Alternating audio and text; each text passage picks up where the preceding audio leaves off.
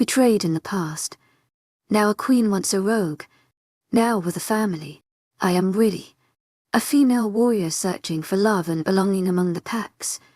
In this incredible journey, I've not only found my true mate but am also about to welcome our love's offspring. Yet behind the happiness, dangers lurk, and the shadow of old enemies still looms. Join me as we delve into this story filled with challenges and hope. Chapter 19. I stared at him speechless, still wrapped in his arms as I let what he just asked me sink in. He wanted to marry me, after everything that's happened to him the last time he was married, to his true mate. And he's asking me that now. Some timing there, I said with a small light laugh as I looked at him. Are you sure this is what you want? I mean, I'd expect marriage to be the last thing on your mind after what happened last time you were married. You're right, he said with his blue eyes peering at me. For a while it was the last thing on my mind. But a lot of thoughts I had about never remarrying or never finding my second mate have changed since you showed up into my life. Everything that's going on. Yes, I'm scared to lose you if you were to marry me, but I'd be even more upset about it if I never asked you and you still were taken from me. I smiled at him as I felt my heart squeeze. I could hear the truth to his words. Almost feel the love there in them, even with us knowing each other not all that long. Yes, I'll marry you, I whispered as a large smile broke out on his face as he placed his hand he wasn't using as a prop on the back of my head before bringing my lips to his and kissing me with a bruising force. When he finally allowed me to pull away from the kiss, I watched as his blue eyes shone with happiness that probably hasn't been there in quite some time now. After we announced everything to the pack, he said as he used his hand to brush the stray strands of hair out of my face and tuck it behind my ear. You and I will go to a jeweler and find an engagement ring to make it official. Then we need to be getting to sleep, I whispered. Tomorrow is going to be a long day. The next morning when Norman and I awoke, he sent out a message to all pack members about an important announcement and to meet out in front of the pack house. I was nervous as I stood there getting dressed. I wasn't dressing up, most of the pack wouldn't anyway, so I didn't feel the need to. I let out a breath of relief when I spotted Norman walking out of the bathroom in a simple shirt and jeans while I was wearing something similar. Are you ready? He asked, walking over to me and placing his hands around my waist as he pulled my back to his front as he stood behind me. Just nervous, I said, looking at him as we stood in front of the floor-length mirror in the bedroom. The pack already loves you. Really? You know that? Yeah, I said, smiling lightly. Were your hair up? He said as his lips brushed my ear. So that they can see your mark? I nodded as he stood back from me to allow me to move to my old room and grab a hair bow. Walking out of my room as I pulled my hair back into a high ponytail, I walked over to Abigail's door and peered in, seeing her already dressed for the day. Mommy, she smiled at me before running to me.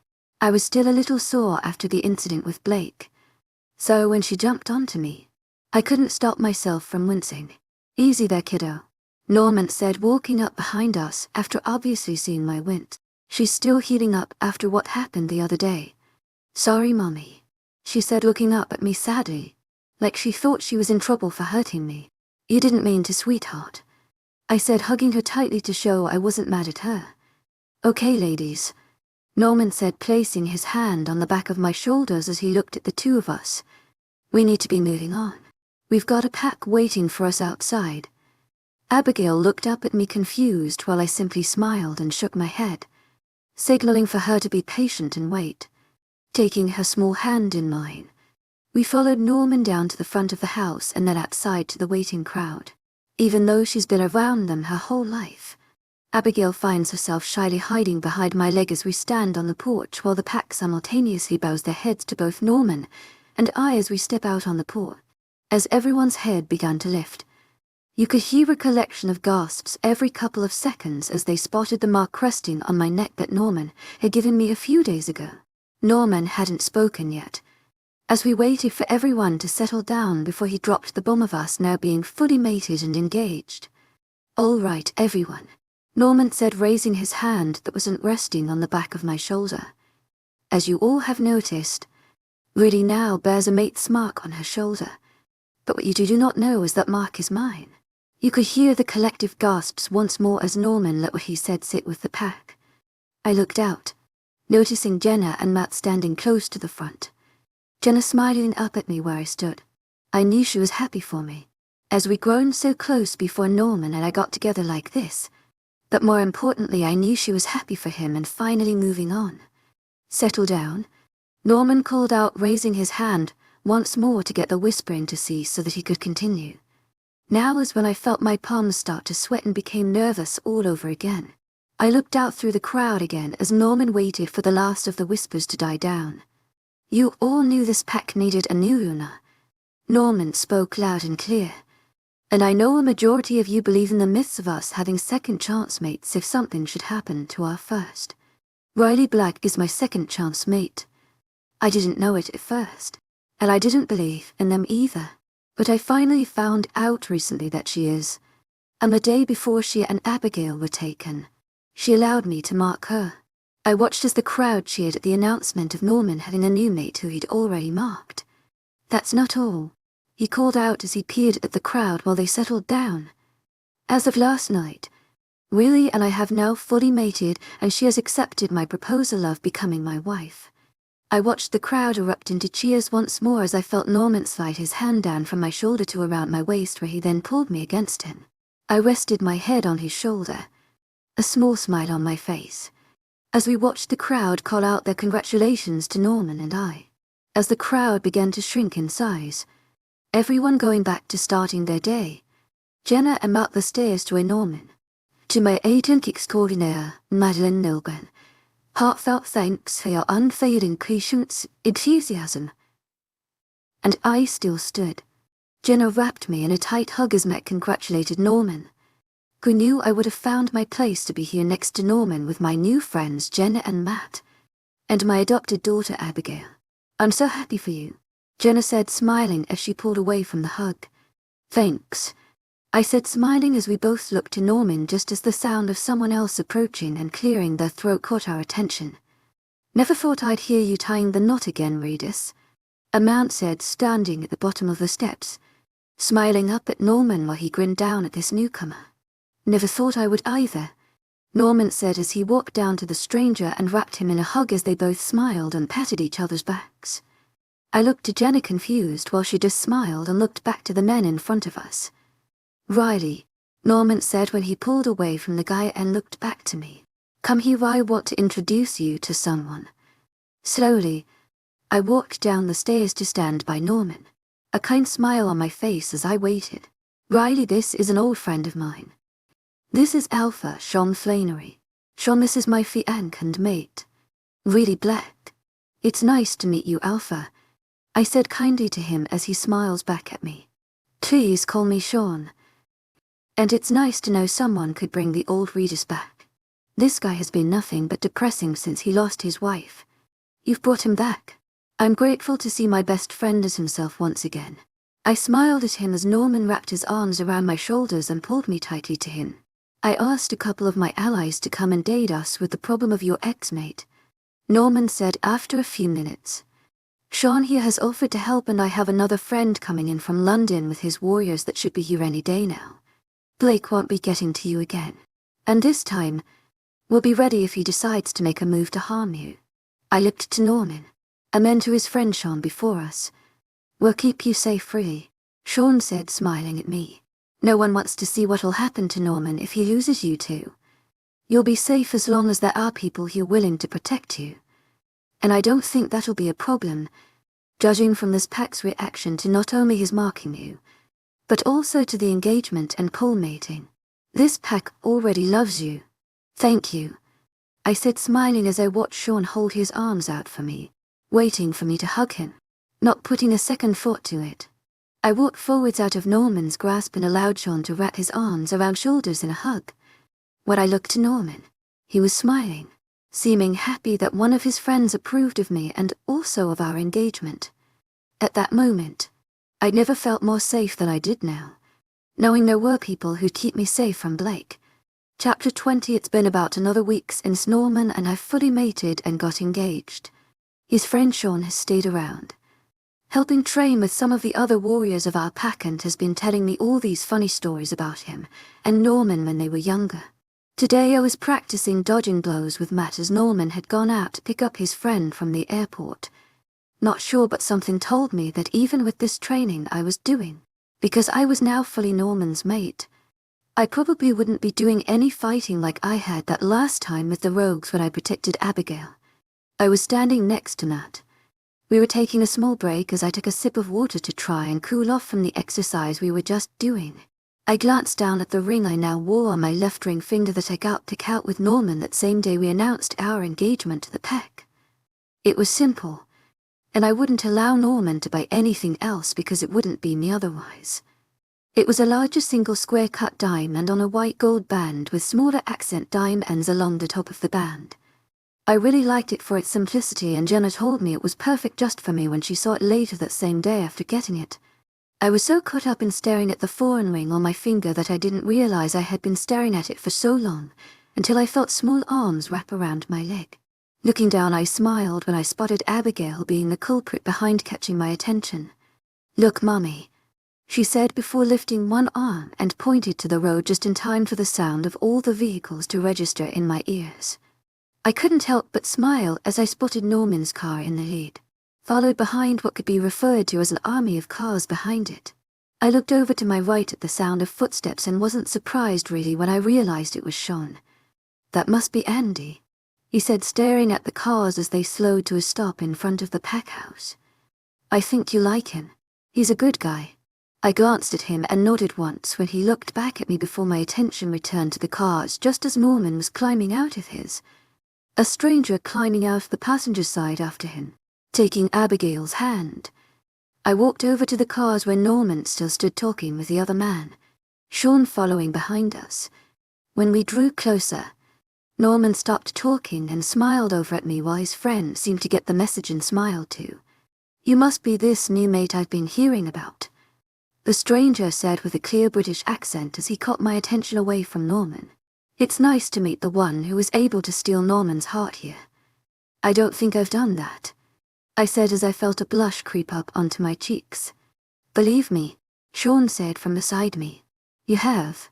I smiled at Sean before looking back to Norman and his new friend. "Wait, introduction.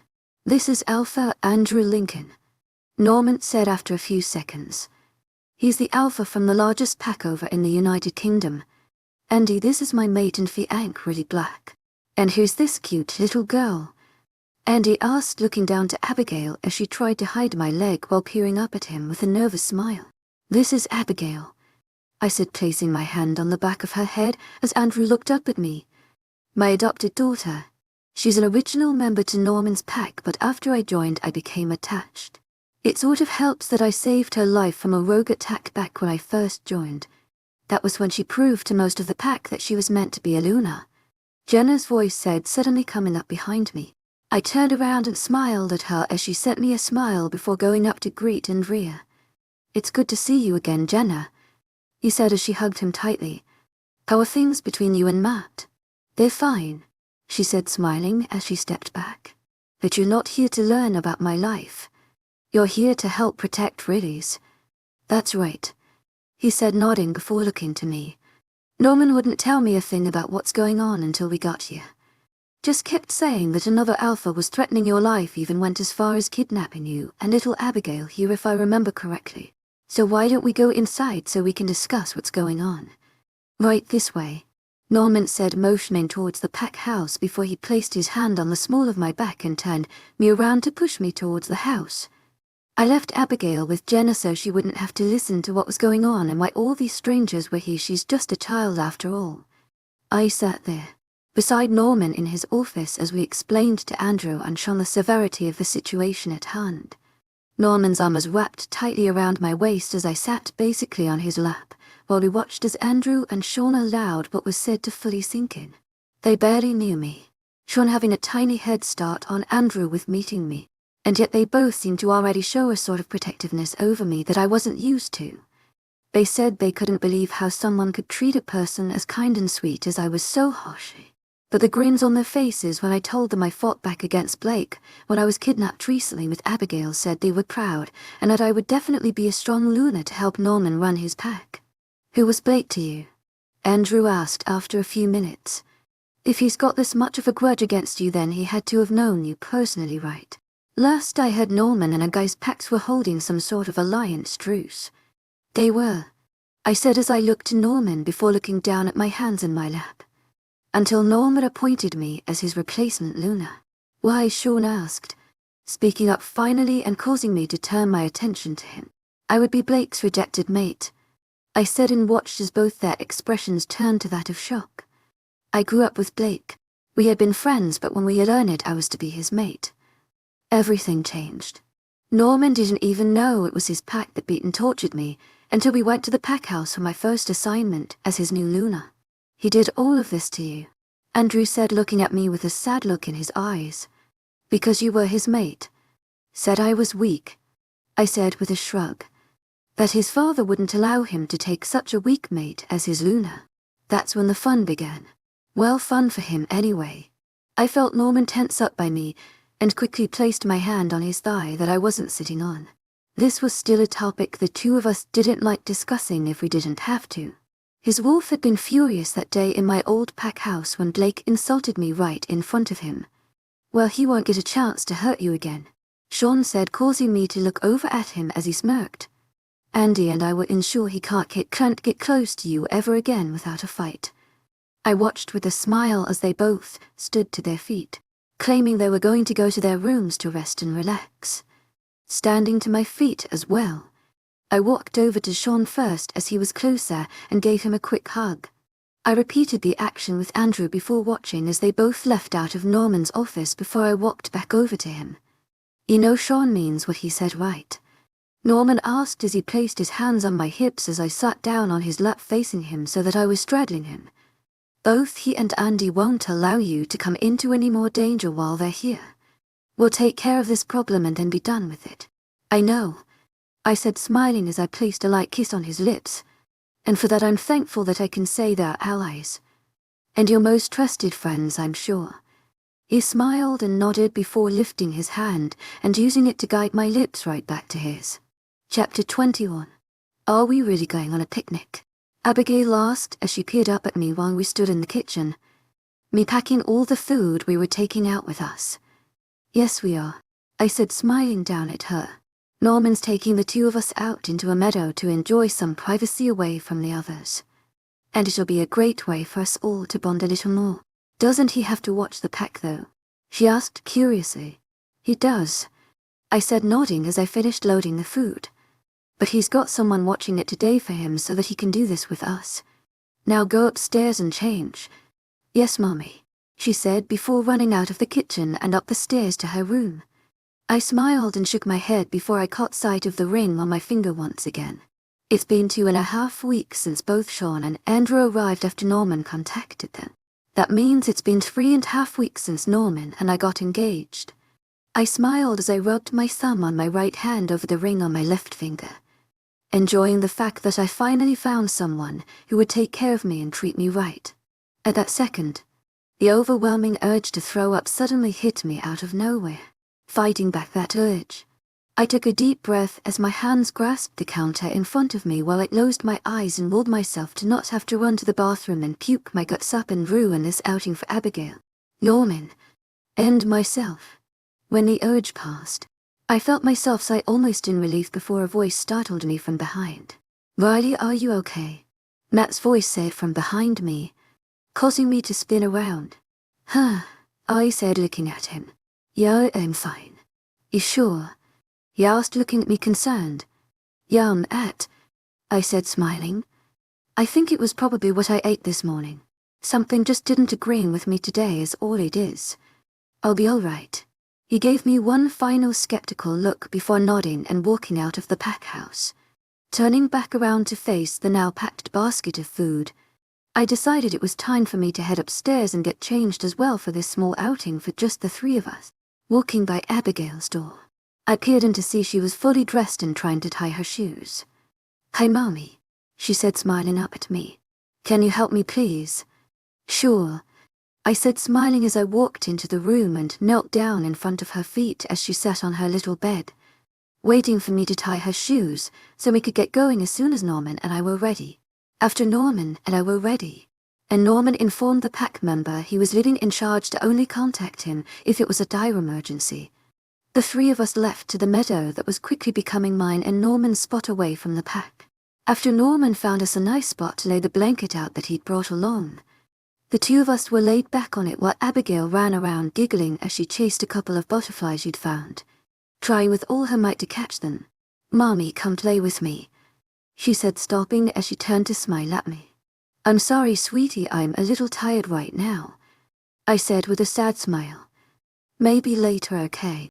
"Okay," she said as her smile dropped a little before a passing butterfly caught her attention and she was off chasing it again. "You all right?" Norman asked after a couple minutes, getting my attention away from the running and laughing child before us. "Yeah, just a little tired," I said, smiling over it. "You did keep me up half the night." I sent him a wink as he leaned over and playfully nuzzled into the crook of my neck. "You weren't complaining last night," he said with a smirk evident in his voice before he pulled back slight and smiled at me, his blue eyes peering up at me. "And I'm not complaining now," I said, smiling back down at him. "I'm all right. I promise, Norman. If there was something to worry about, I'd tell you." His eyes regarded me for a moment before he nodded, believing that I would tell him if something was up. And after all we'd been through in a short amount of time, I would. I leaned down, placing a light kiss on his lips before pulling back and looking over to Abigail as she continued to run and play, having a blast out in the meadow. By the time we finally called it a day, Abigail was tuckered out, so Norman was carrying her as she slept with her head on his shoulder while I was carrying the now empty bag that had our food in it at one time. "I'm going to go put her to bed," Norman said as he made his way towards the stairs once we were back inside the pack house. "Okay," I said before holding the bag up. "I'm just going to put this stuff away." I watched as he nodded before made his way upstairs with Abigail still sound asleep in his arms. I smiled before turning and walking into the kitchen and began to unpack the bag. I was just about finished with putting everything away when the sudden dizzy spell hit. I grabbed a hold of the countertop in front of me and tightly shut my eyes, willing the dizziness to go away before Norman came back and started to worry over nothing. When the dizziness finally went away, I was startled when I felt a pair of arms wrap around my waist. "Are you sure you're all right?" Norman asked as I felt his warm breath fell across the back of my neck as he spoke. "Yeah," I whispered as I placed my smaller hands on his as I leaned back against him while he rested his head on my shoulder. "I'm all right. I've just been doing a lot lately when it comes to helping with the pack and getting ready for whatever Blake might have planned." "Why don't you go upstairs and take it easy then?" he said as he placed a gentle kiss on the curve of my neck near where his mark was. "No, I can't," I said as I moved my head back to give him better access out of habit. "I want to go see Jenna today before it gets too late in the evening. I'll rest afterwards, I promise." He pulled his lips away from my neck and placed his hands on my shoulders, turning me around to face him as he seemed to peer into my soul with that blue-eyed gaze of his. "You better, or I'll tie you up to my bed and never let you leave. I didn't know you were into that kinky stuff," I said, smiling up at him as I placed my hand on his chest. I watched as his blue eyes darkened as he looked down at me. "There's a lot about me you don't know," he said, his voice deeper than normal. "Guess I'm going to have to spend some time getting to know you better then," I said, smiling up at him before standing on my toes and pressing a quick kiss to his lips. "I'll be back later then. I'll go upstairs and rest like you suggested." I pulled out of his grasp and made my way towards the front door, feeling his eyes on me as I darted outside and began making my way to Jenna and Matt's place. As I made my way to their home, I spotted some of the pack members walking about, either on their way home or just taking a short stroll before nightfall. "Evening, Luna," a woman said, smiling at me as she bowed slightly. I said, smiling before noticing the baby bump she was sprouting. "You look about ready to pop." "I feel like it," she said, smiling down as she placed her hand on her protruding stomach. "Everything you go through in the process, like the pain in the end or the nausea in the beginning, is well worth it in the end." "I'm sure it is," I said, smiling at her as she looked back up at me. Maybe one day soon you can give the alpha one, she said as a blush quickly crossed my face. I glanced back behind me, towards the house as a thought crossed my mind that I hadn't even considered before now. Maybe, I said before looking back to her and smiling. If you'll excuse me. To my agent extraordinaire, Madeleine Nilben. Heartfelt thanks for your unfailing patience, enthusiasm, she said, nodding. Have a good night, Luna. You too, I said before turning and continuing on my way towards Jenna's. If I was right about what was now creeping into my mind after what was discussed between me and her, that I had a bad feeling about the timing of it all. When I finally reached Matt and Jenna's home, I was trying to keep calm so I didn't look so freaked out when I really wasn't. I was just worried. Walking up the steps and knocking on the door. I stood there waiting for the door to open. When it finally opened, I was grateful that it was Jenna who opened the door. Hey, she said, smiling. Jenna, I need help, I said instead of greeting her back with hey as well. Chapter 22. What's wrong, really? Jenna asked, noticing the panic that was seeping through my voice no matter how hard I tried to conceal it. Okay, so all day I've been having a really off day, I said as she allowed me to walk into her house. It started this morning while I was packing up the food for that picnic I went on with Norman and Abigail today. I got really nauseous over nothing. Matt said you looked a little pale this morning, she said, nodding. Are you all right? I don't know, I said, shaking my head. Then when we were out in our meadow, Abigail wanted me to play with her but I was tired. Norman got concerned so I passed it off as just the result of him keeping me up most of the night last night. And then when we got back home, Norman took Abigail upstairs to put her to bed while I unpacked everything. I got so dizzy, Jenna. I looked at her as she stared right back at me. I could see those wheels in her head spinning as she processed what I was saying. When I was on my way over here to visit, I said when she didn't make a move to speak, I was stopped by a very pregnant woman. That's when she put it all into perspective for me. Jenna, I think I might be pregnant. Riley, that's great news, Jenna said, smiling and hugging me. What's got you so worried about being pregnant if you are? It's just I don't want to get Norman's hopes up when I'm not really sure about it. To my agent extraordinaire, Madeleine Nilben. Heartfelt thanks for your unfailing patience, enthusiasm. And it's just the timing of it all. What with the threat from Blake and everything, I'm scared something will happen. We've got Andy and his pack here, she said, smiling at me. And then Sean and his pack are really close by. They won't let anything happen to you. But come on. Before I had a chance to ask where we were going, she grabbed a hold of my wrist and pulled me further into her house and up the stairs to the bathroom that went with hers and Matt's room. When she pulled me into the bathroom, she began digging through the cupboard looking for something. She said triumphantly as she straightened back up and showing me the unopened pregnancy test. I don't think I want to know why you have one here, I said, shaking my head as she handed it over to me. Not once more, she said, smiling. And I keep some just in case I have a late period. To my agent extraordinaire, Madeleine Nilben. Heartfelt thanks for your unfailing patience, enthusiasm. Take this test. I'll be out in my room waiting for you to get done. Before I even had a chance to protest, she had placed the box into my hands and walked out the door, closing it behind her as she went. Sighing, I looked down to the box in my hand and read the instructions on what to do, taking care of my business and then washing my hands after placing the stick on the counter in the bathroom. I opened the door so that Jenna could come in and wait with me. You know he'll be overjoyed if you are pregnant, right? She asked, looking at me as she noticed the worried look on my face. Yes, I know, I said, nodding and giving her a weak smile. I'm just really scared about the timing of it all. I don't want anything bad to happen to Norman or the baby if I am in fact pregnant with his child now. Well, only one way to see if you are not, she said, smiling as she walked over to the counter where the test was sitting.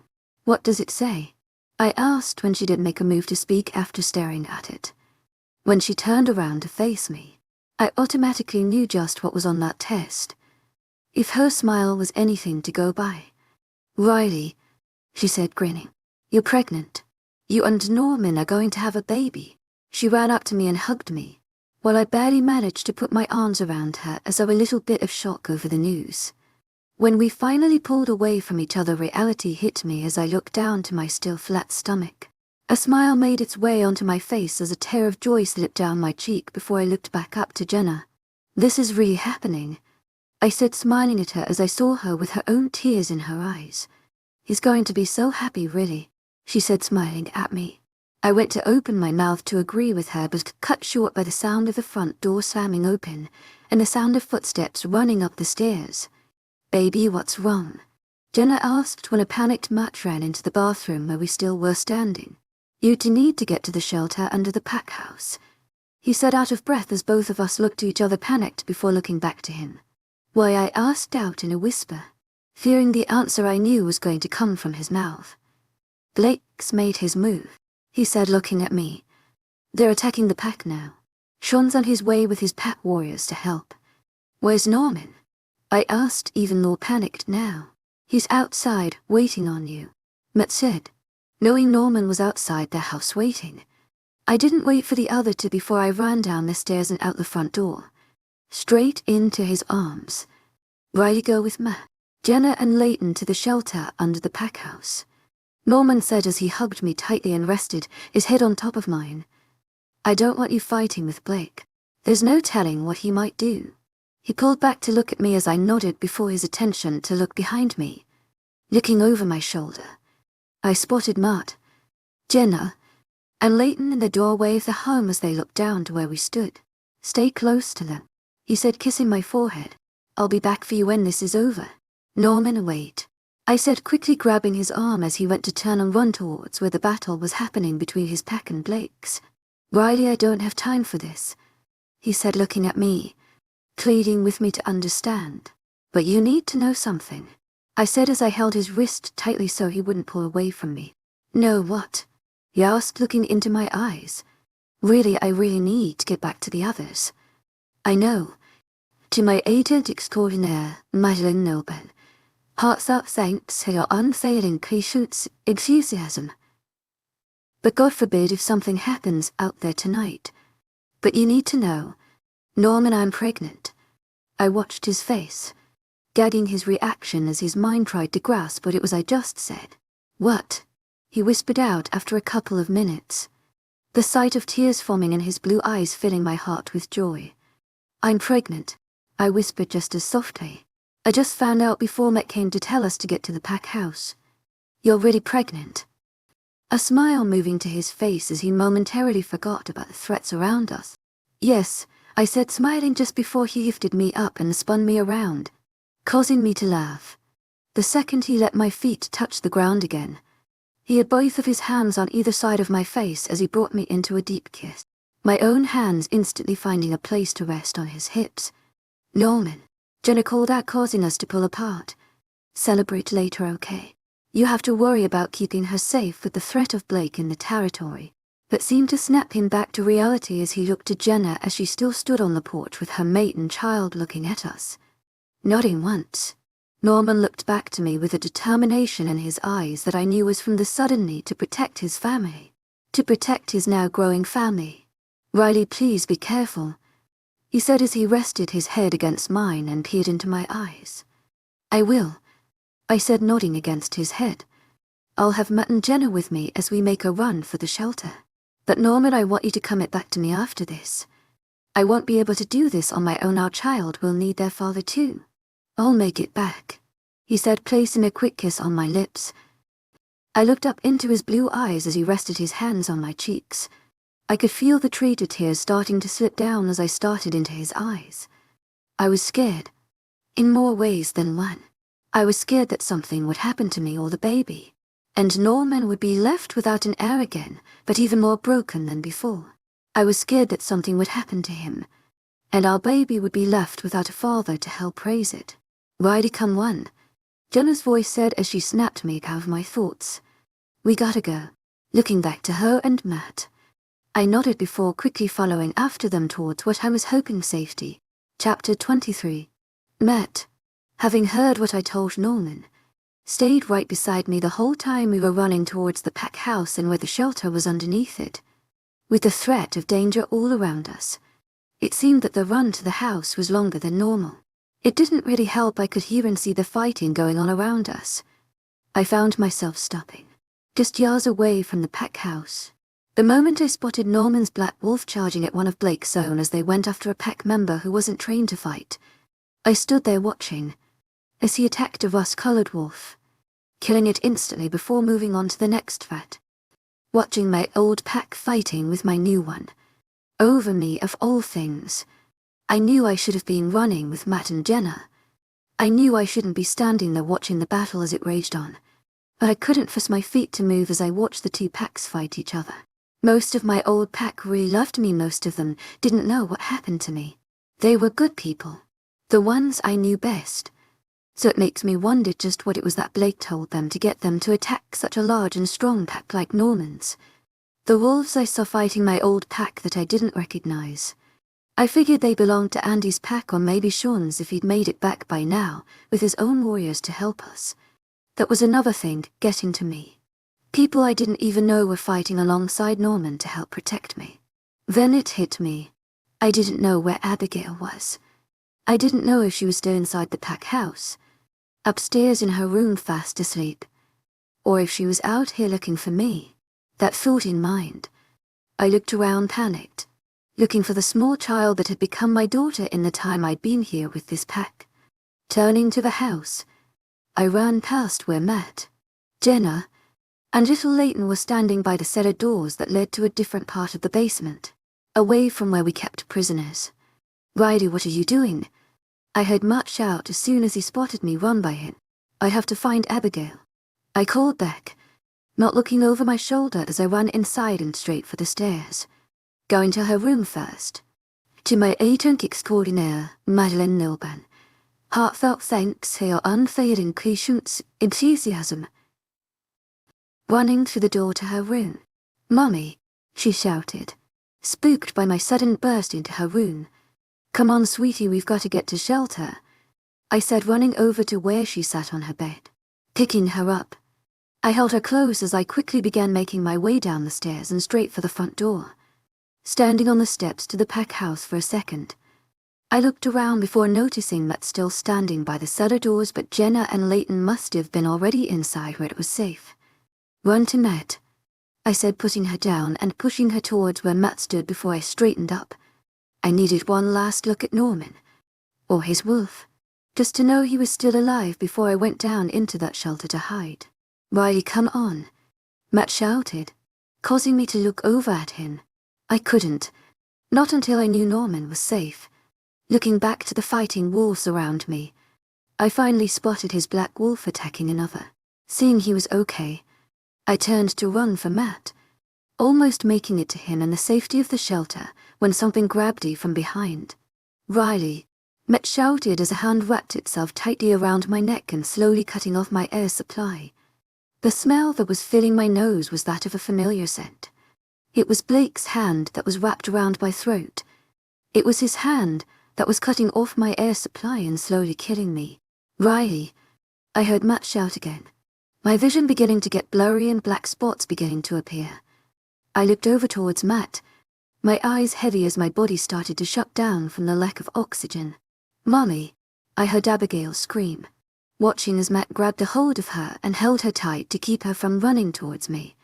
As the darkness began to slowly spread across my vision, I heard a loud and angry roar coming from somewhere. I could see Matt look terrified as he looked over to where I'd last seen Norman fighting.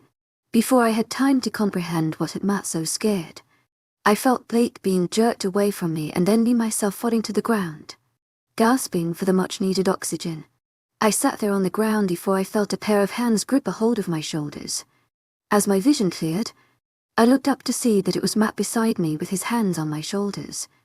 Instantly, my attention went back to the cellar doors to see Jenna holding a sobbing Abigail, but her attention wasn't on me and Matt. It was directed off to my right. Glancing over, I figured out why Matt had looked so scared and why Jenna was now staring at off to my right. Here stood Norman's black wolf, hovering over Blake, his teeth bared as he snarled and towered over him. Apparently, Norman's wolf had completely taken over when he saw that I was in danger. On instinct, he went into protective mode. If you thought that a normal male werewolf was dangerous when he had a mate and unborn child to protect, then you didn't know shit compared to an alpha werewolf, mated with Norman. I could feel the rage just dribbling off of him through the bond that had formed when we completely mated nearly a month ago. I could even feel the fear coming from Blake as he stared down Norman's jaws. He had every right to be scared. Norman has waited a long time to finally have a child. And now that I'm pregnant, his protectiveness over me more than tripled. With Norman being older and stronger, Blake was beginning to see the mistake he'd made in challenging Norman the moment he kidnapped me and Abigail. Blake was too scared to shift into his wolf to attempt to protect himself. Although it would have been futile. With Matt's help, I stood to my feet as he wrapped his arms around my shoulders to keep me standing straight up.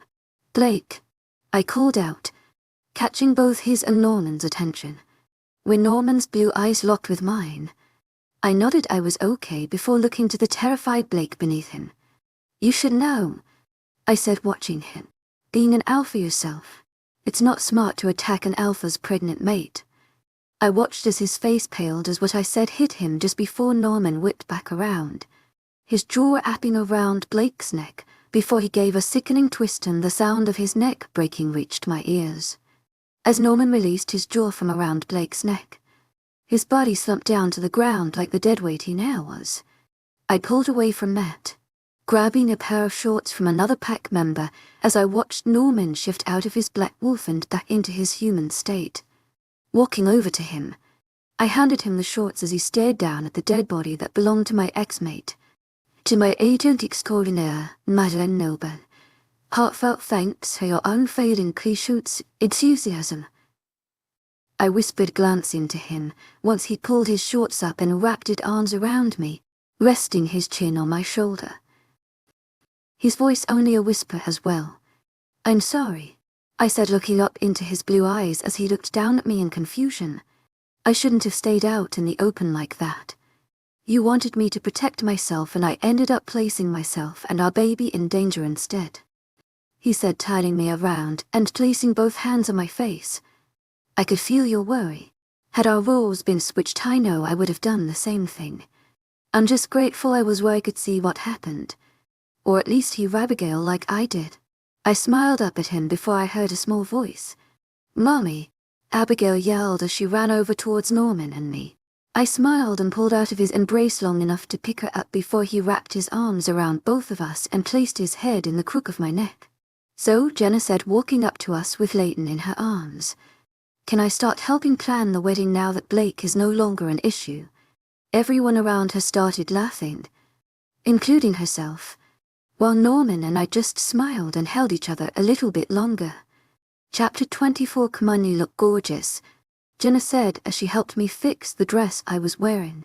It's been about a month since Blake and his pack attacked and since Norman ended everything revolving around him.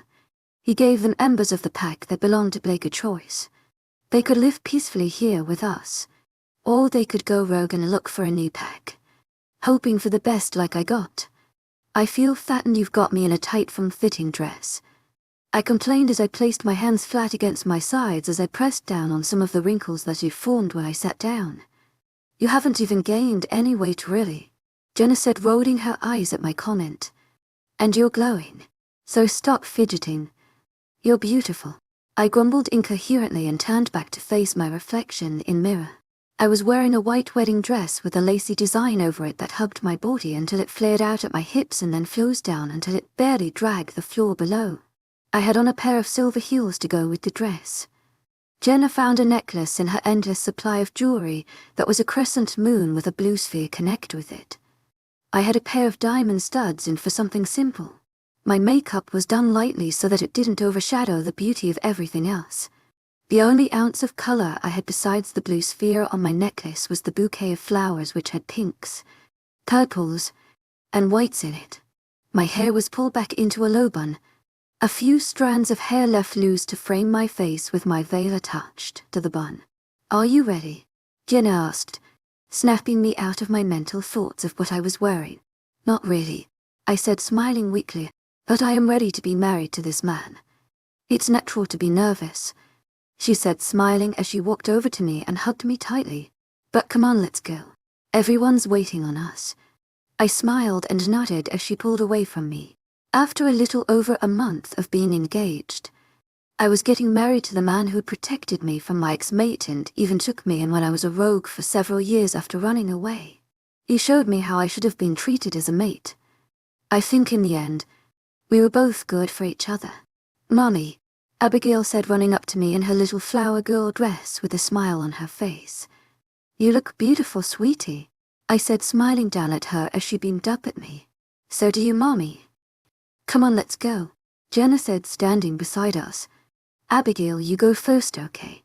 "Okay," she said before turning around before walking out the door and down the aisle that would lead to where Norman was standing.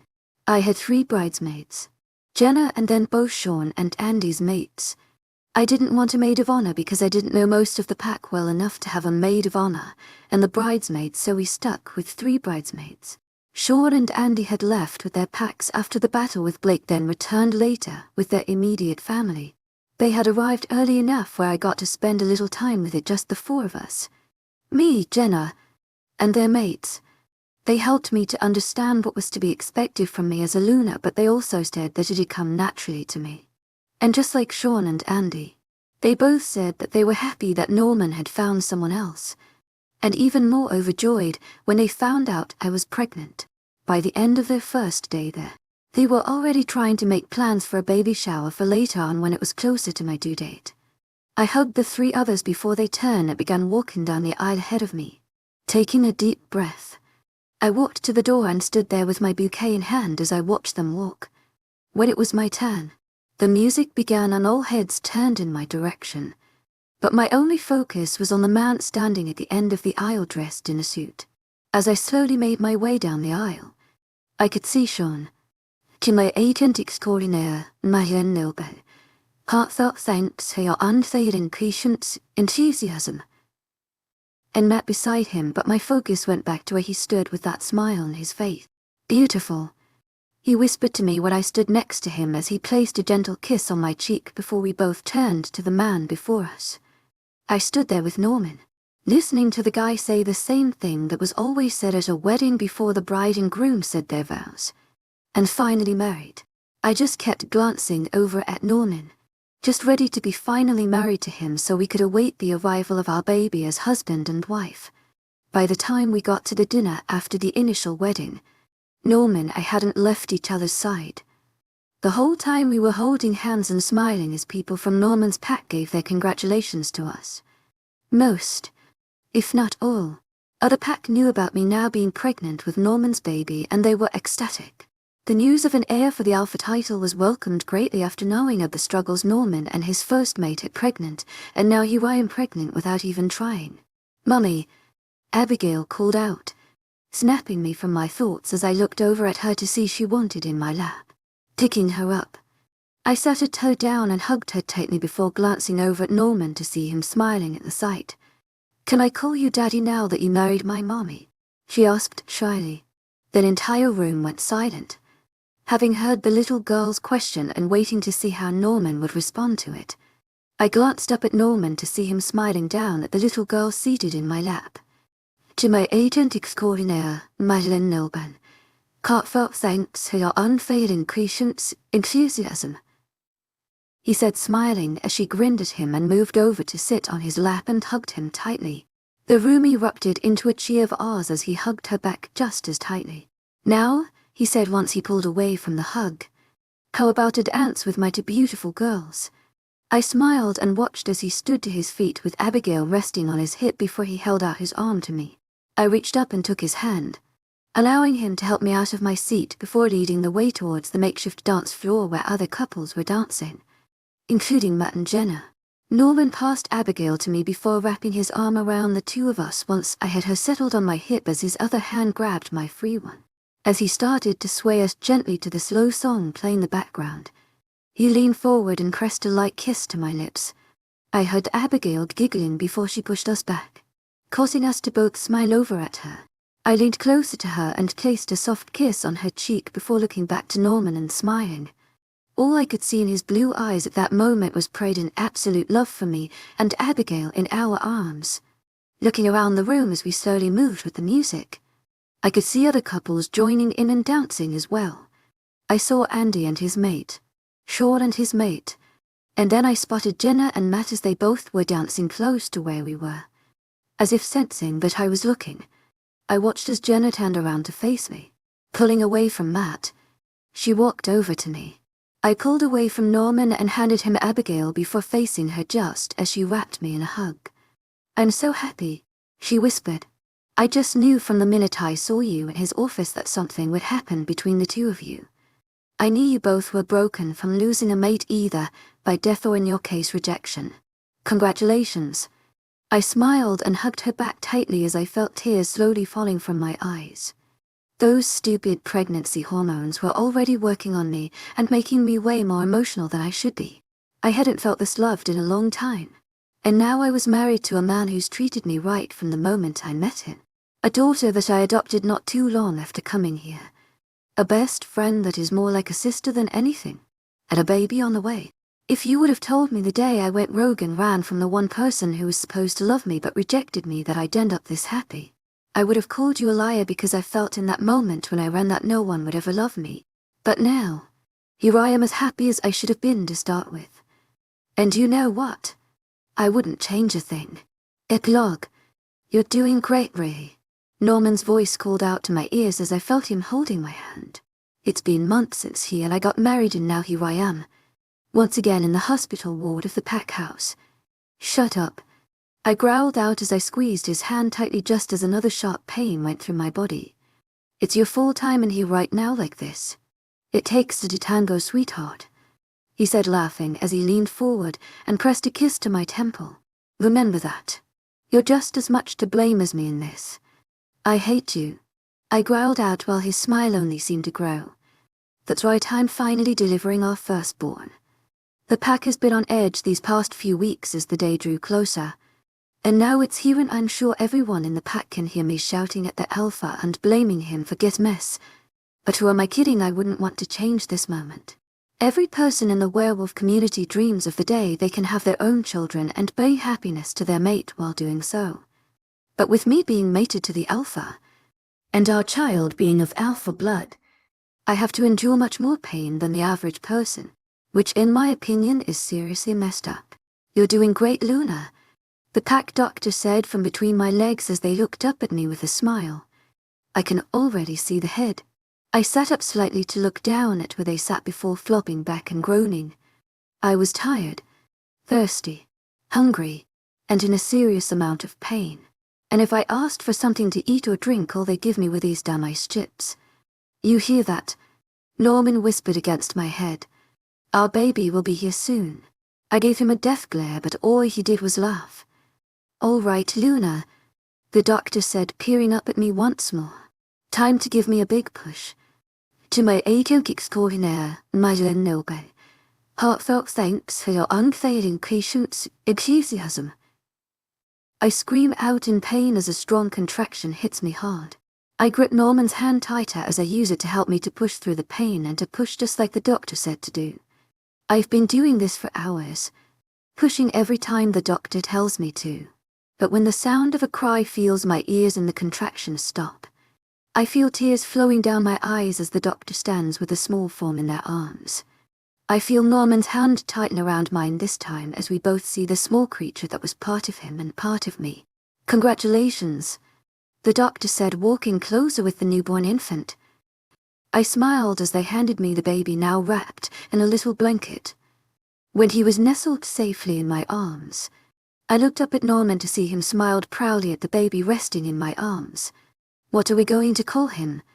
I asked, looking up at Norman as he looked to me. I was thinking, he said, looking down to the baby in my arms before looking back to me again.